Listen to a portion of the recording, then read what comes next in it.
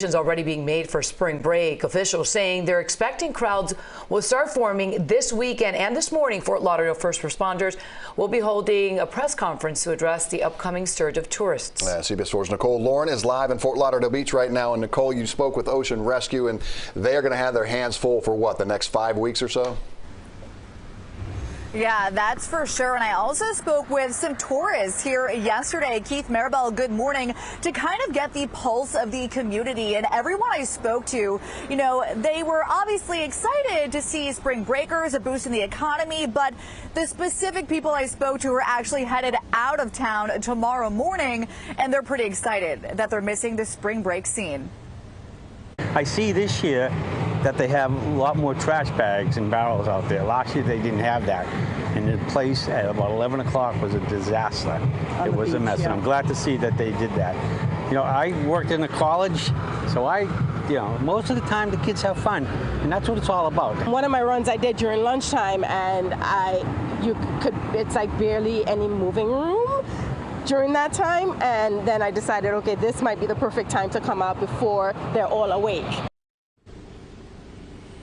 And these are some crazy photos of those spring breakers, definitely all awake, out partying on the beach. These images taken by Ocean Rescue during last year's spring break. People piled up on top of each other, leaving barely any leaving room to stand. So we spoke with Ocean Rescue about what they're doing to keep tourists and, of course, our local beachgoers safe. They've already added some extra staffing, and they're focusing heavily on training. You can also expect to see extra lifeguards out patrolling the water on personal watercrafts starting tomorrow from 11 till 4.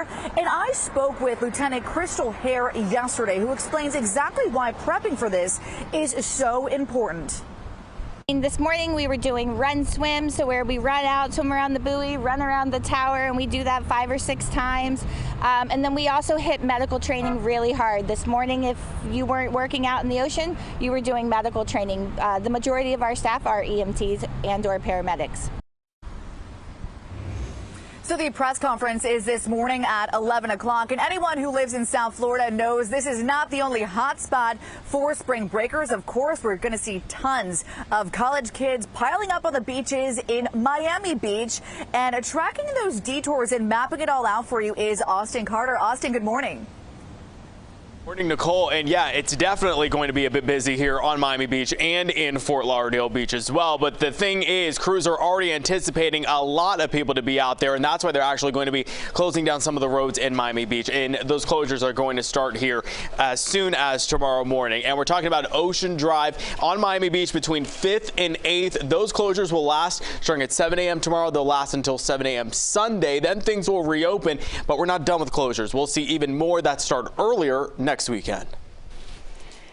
This morning, we're learning more about a story we